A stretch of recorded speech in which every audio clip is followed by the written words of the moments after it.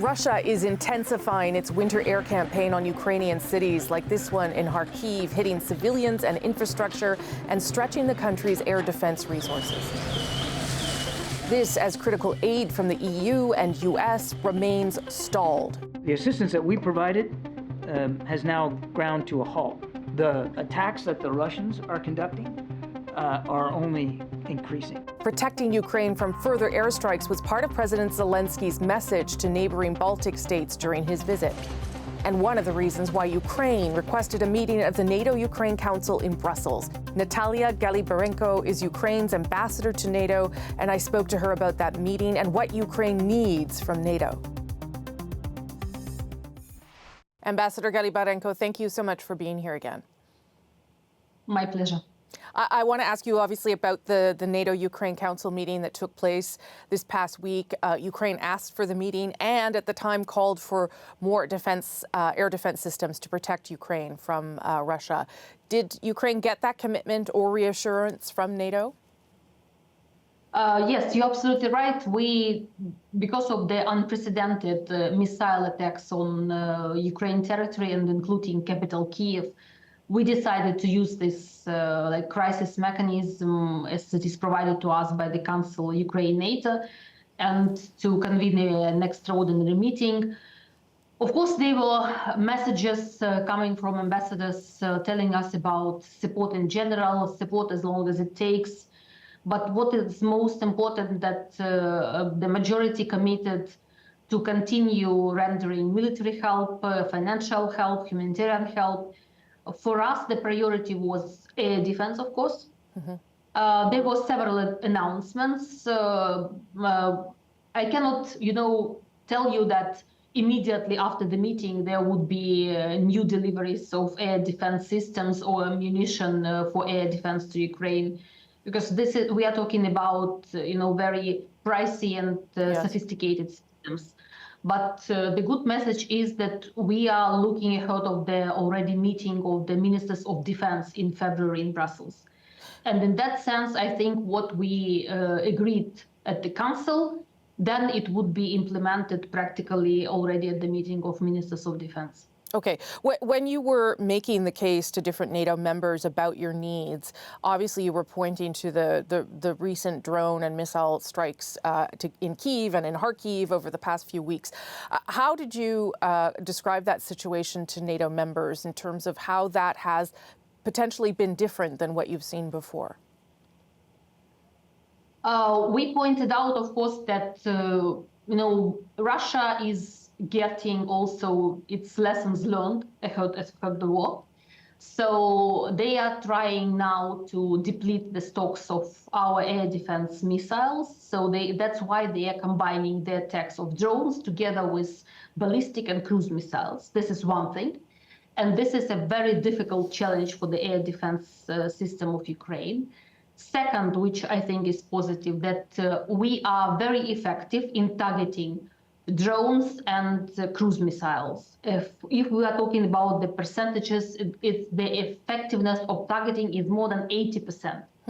But this is not the case in terms of ballistic missiles, which seems to be a permanent problem, because here we are not that really capable of intercepting.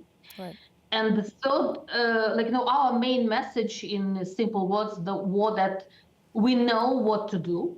We have the people, but we need conventional, so to say, strength in our hands. We need first, of course, air defense, and more important is missiles for the air defense systems, which are already by the air defense of Ukraine. I know you know this, but Canada did promise an air defense system about a year ago to Ukraine. It has still not been delivered. It's my understanding now that Canada has sort of committed to paying for it if the U.S. can procure it. I wonder if you have had any further conversations with Canada's ambassador to NATO about when that might arrive or the urgency for that system to be delivered? I cannot, comment, in fact, in detail on this issue because I was not aware of the situation. I also, as you found out, it only in mass media. So I think that we need some time to check and not to speculate on the information which is not actually accurate. Fair enough. NATO members said that they plan to provide billions of euros for further capabilities in 2024. But as you well know, the U.S. funding for Ukraine is still stalled in Congress.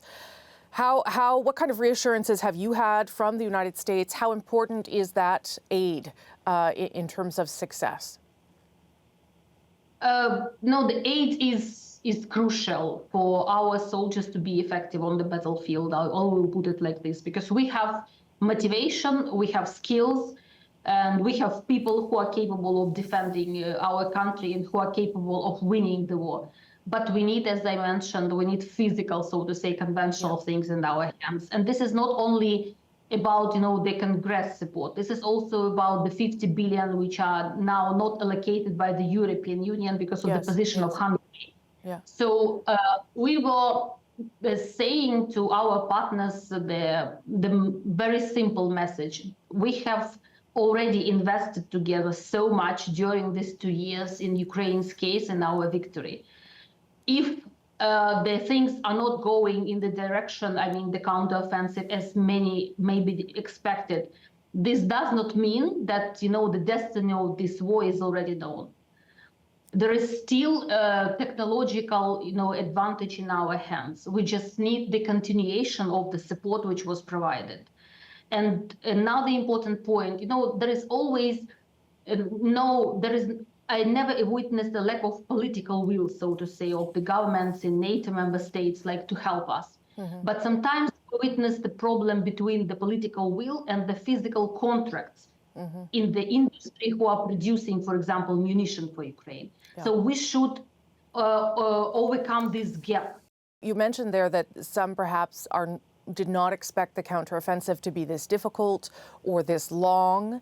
How are you sort of explaining that to your NATO counterparts about how critical continuing the operation against Russia is right now?